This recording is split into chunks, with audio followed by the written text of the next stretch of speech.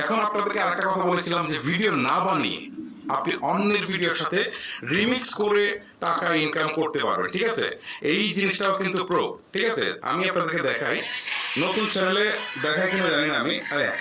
আচ্ছা, দেখেন এই সুযোগ সুবিধা কিন্তু নতুন চ্যানেলে দিচ্ছে। নিচের দিকে রিমিক্স নামে একটা অপশন রয়েছে, এখানে ক্লিক দেই। দেওয়ার পর এখান থেকে কলাব নামে একটা অপশন রয়েছে, এখানে ক্লিক দিই।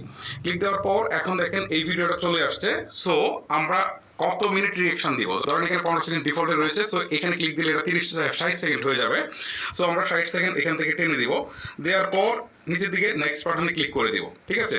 এটা হচ্ছে যে আমরা কোনো প্রকার ভিডিও বানালাম না, অন্যের ভিডিওর উপর জাস্ট রিঅ্যাকশন দিব।